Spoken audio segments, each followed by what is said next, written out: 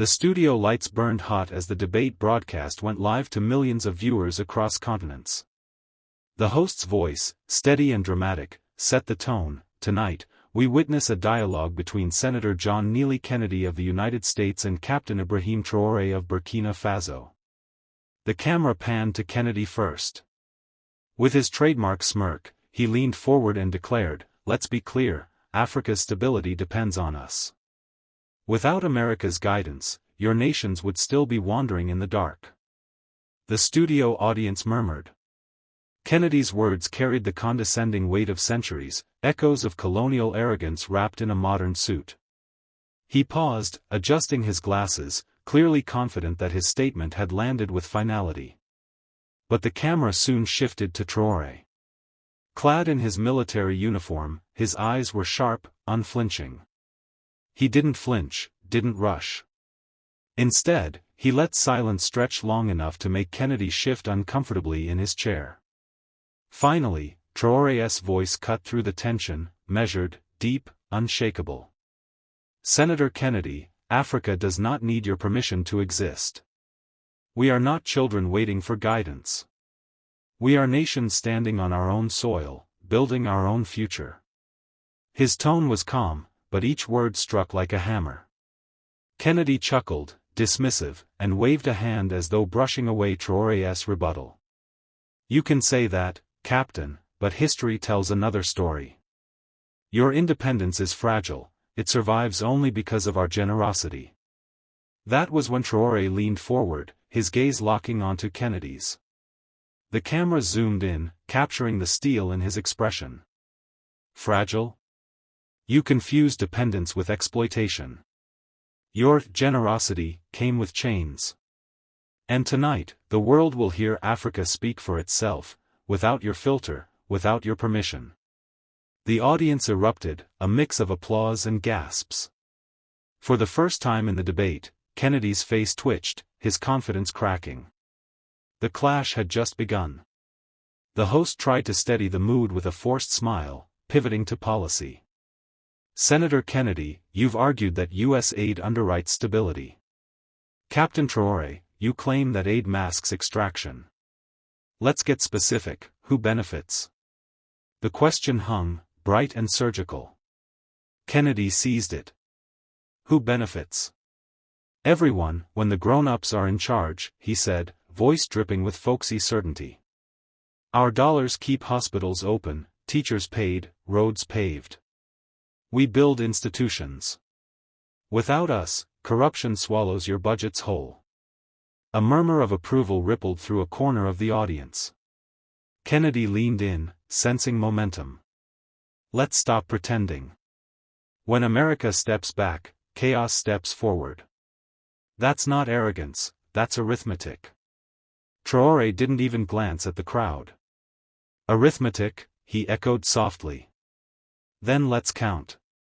He raised a hand, a screen behind them lit up with a simple chart: raw export values versus return value in finished goods.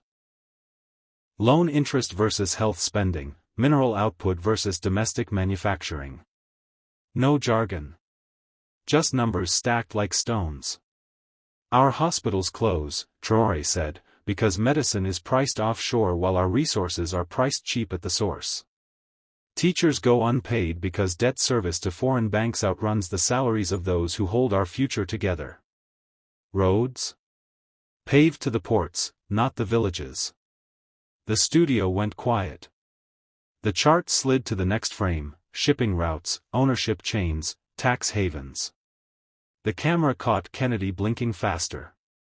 "You call that aid," Traoré continued, "but aid that returns to the giver with interest is not aid. It is a leash. And leashes don't build institutions, they train obedience." Kennedy recovered with a scoff. "So, what's the plan? Nationalize everything? Scare off investors? You'll be begging for loans in 6 months." Traoré's reply was calm, surgical. "Partnerships, not plunder. Value added at home. Regional reserves. Transparent contracts. You mistake sovereignty for isolation because you cannot imagine Africa as an equal. He turned to the camera, voice dropping a register. We are not leaving the table. We are flipping it. Applause broke from unexpected corners. The host raised a hand, eyes wide, sensing a tide turning on live TV. The tension in the studio grew thicker, the audience caught between Kennedy's dismissive bravado and Traoré's relentless composure. The host shifted nervously in his chair, trying to wrestle back control. Gentlemen, let's focus on the future. What vision do each of you hold for Africa's role in the global order? Kennedy jumped at the chance, leaning forward with that same wry smile. The future is already written, he said, voice dripping with certainty. Africa will continue to rely on American investment, our security umbrella, and our political guidance. That's not domination, it's leadership. And without it, instability will consume your continent. You'll see militias, coups, collapse. History proves it. The words hung heavy. Kennedy wanted to paint inevitability, to box Africa into dependence as though it were destiny. He adjusted his tie, confident that he had reclaimed the narrative. But Traoré slowly leaned toward the microphone, his expression unshaken. Senator, what you call destiny, we call design. And we are tearing it down. His voice was firm, steady, echoing across the studio. Instability is not born from Africa's soil, it is imported, fueled, and profited from by those who benefit from our weakness. The screen behind them shifted again, images of African farmers, engineers, youth in classrooms, scientists in labs. This is our future, Traoré continued, gesturing toward the images. A continent that feeds itself, powers itself, educates its own children without asking anyone's permission. A continent that no longer exports its lifeblood only to import poverty. Kennedy scoffed. Those are slogans, not policy. Traoré turned his head slightly, meeting Kennedy's eyes with piercing calm. Slogans don't frighten empires. But truth does. And the truth is simple, Africa will not play a role written for us in Washington or Paris. We are writing our own chapter. The studio audience erupted into cheers, the sound drowning out Kennedy's attempt to interject. The camera zoomed in, Kennedy's smirk had faltered again, replaced by the tightness of a man realizing control was slipping away. The studio now felt like an arena. Viewers around the globe leaned closer to their screens, sensing the stakes. The host, voice a little shaky, tried again to mediate. Gentlemen, we are drifting into history. But history is important. Let's talk about responsibility. Senator Kennedy, do you believe the West owes Africa anything for its past actions? Kennedy didn't hesitate. Owes? No. The world owes nothing. Progress isn't about apologies, it's about strength. America invested blood and treasure to build a world order where even Africa could find its place. Without us, there wouldn't even be an Africa to debate tonight. Gasps echoed from parts of the audience. It was raw, unfiltered arrogance. Kennedy adjusted his posture, clearly unbothered by the murmurs of disapproval. He leaned back, arms crossed, as if daring Traoré to respond. Traoré leaned toward the microphone, his eyes dark and steady. Without you? He let the words hang, sharp as a blade.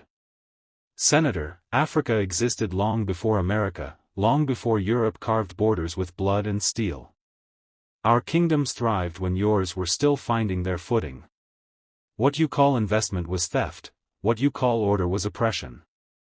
The screen flickered again, maps of ancient African empires, trade routes stretching across the Sahara, libraries and universities older than some European states.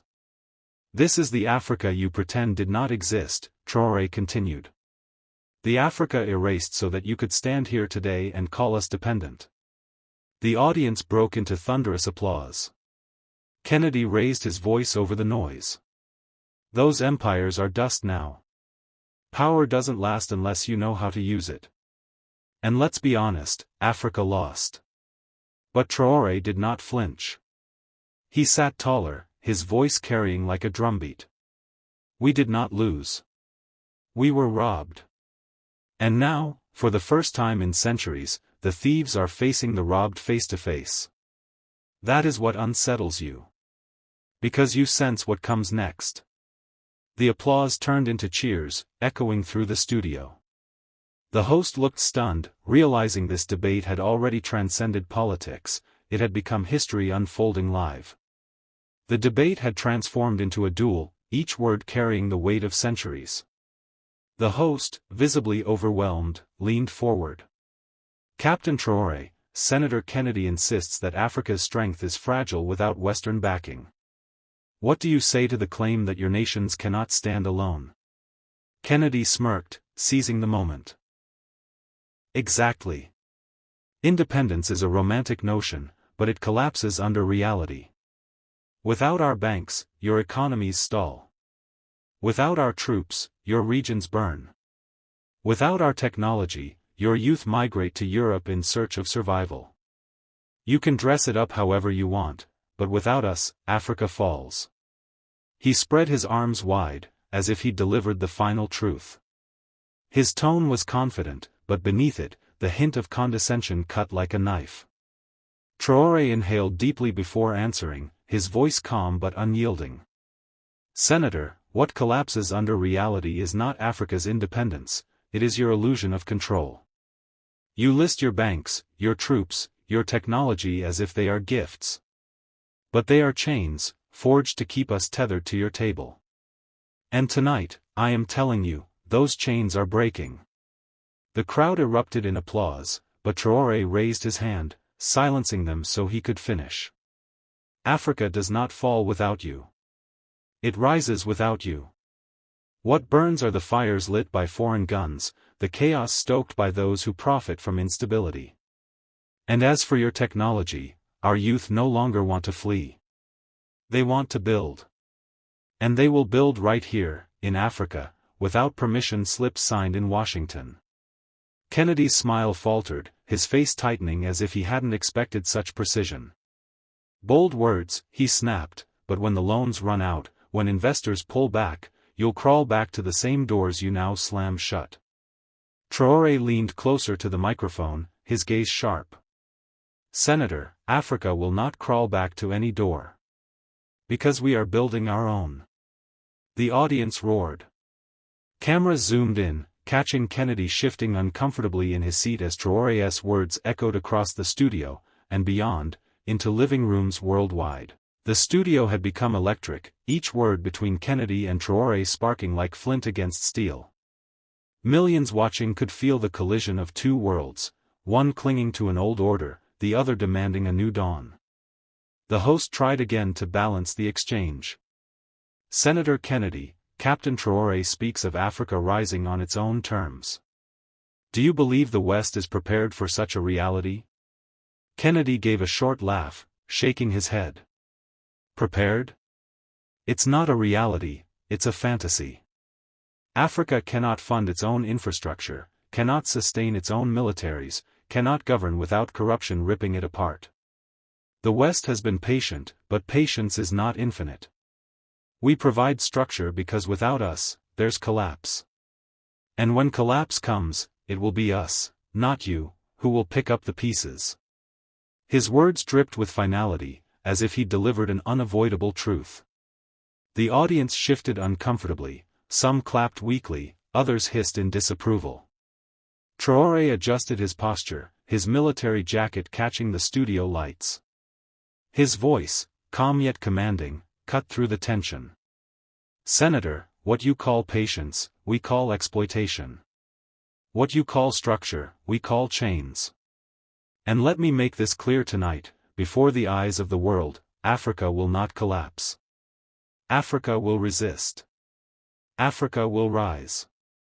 The images on the screen behind them shifted again, this time showing African solar fields, bustling city centers, and young inventors presenting their work. This is not fantasy. This is reality. A reality you try to bury under your headlines of chaos. But chaos is the smoke of foreign fires, lit to keep Africa dependent. Kennedy's smirk returned, though thinner than before. If that were true, Captain, you wouldn't need to sit here defending yourself. Power doesn't explain itself, it enforces itself. Traoré leaned forward, eyes unblinking. Then remember this, Africa is no longer asking. We are enforcing our right to stand free. And no empire, no senator, no nation can extinguish what has already begun. The audience roared, louder than before, as the debate crossed from argument into declaration.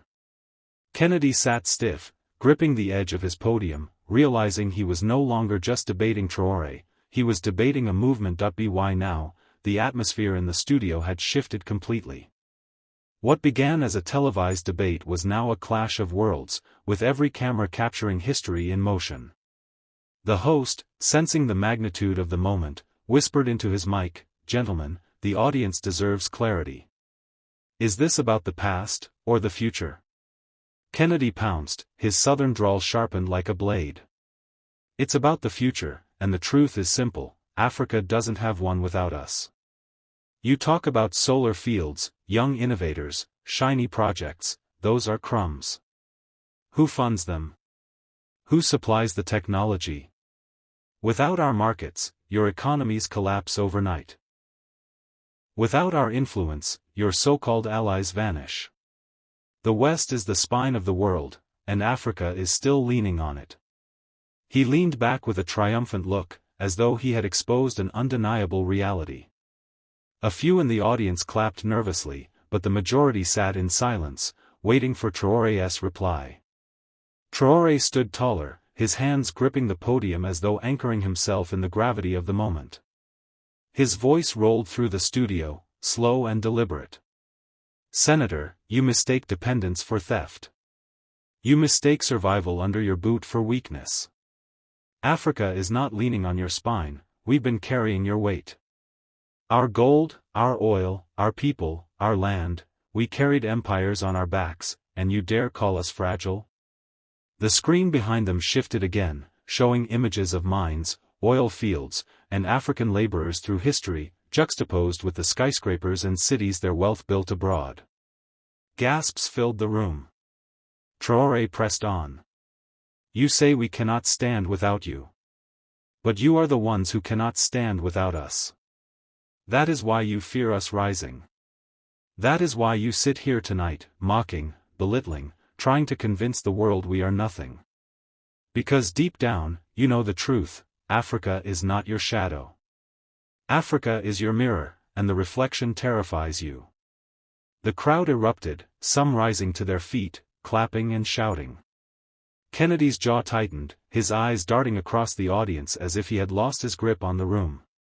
For the first time, the senator looked unsettled, realizing the tide of opinion was no longer with him.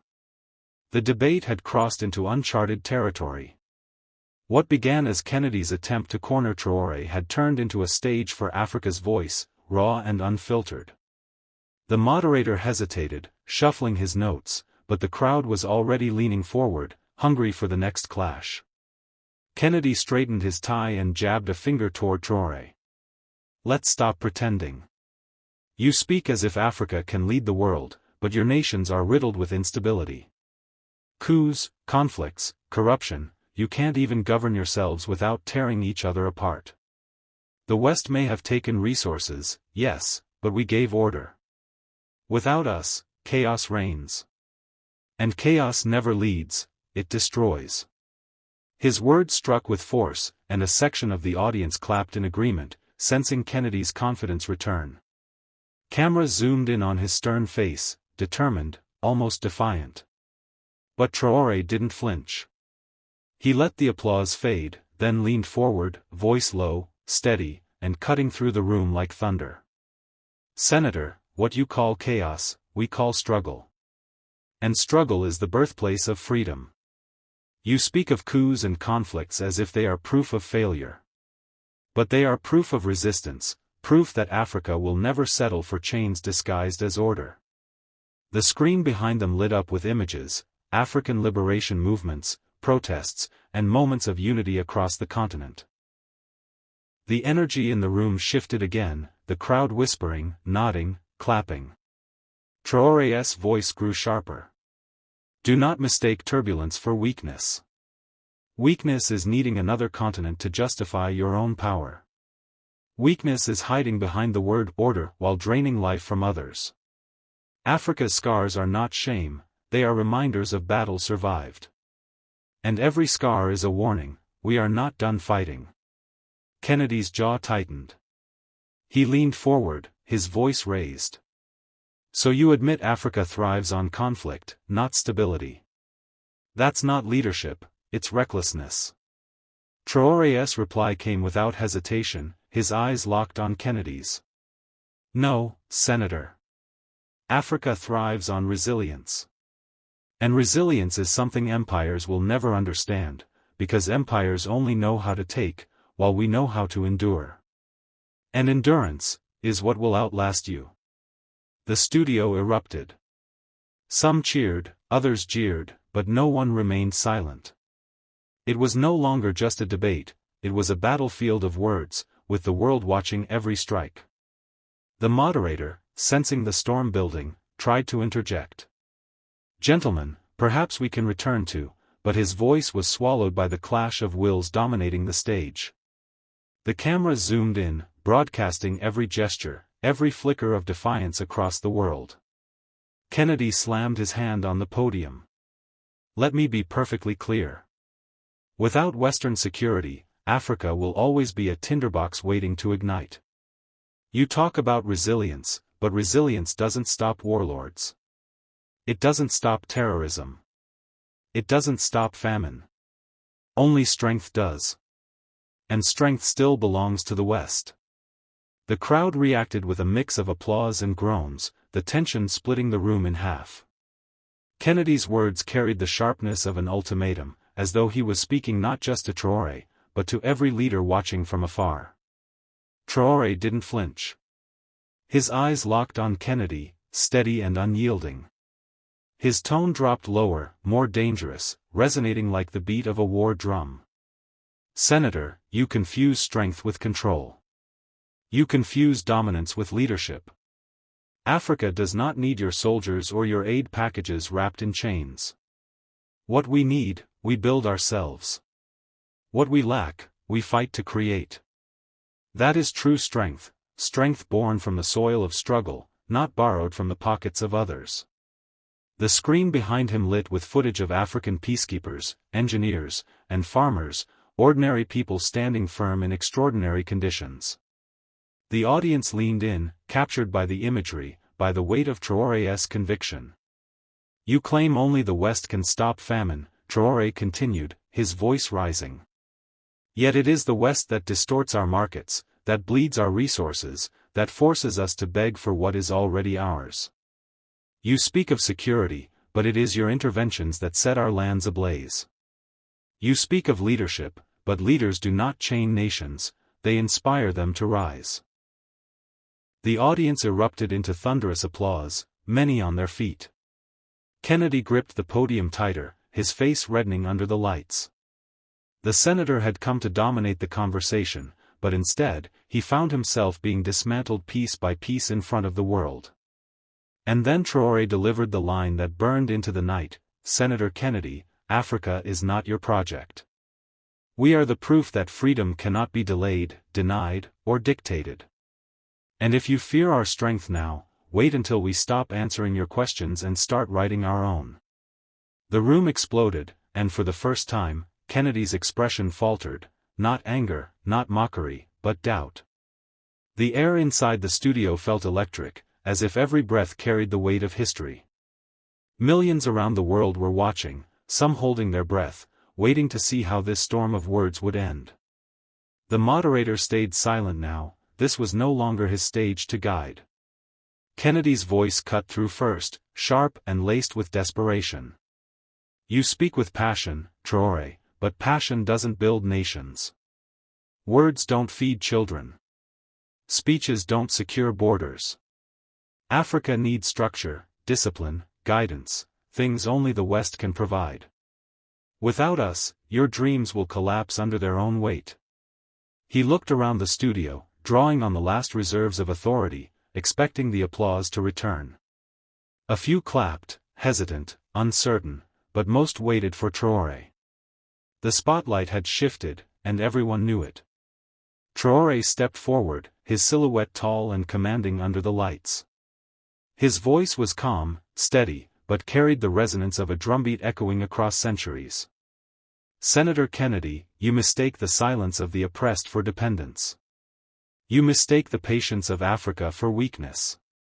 We have fed children with empty hands before. We have secured borders with nothing but courage.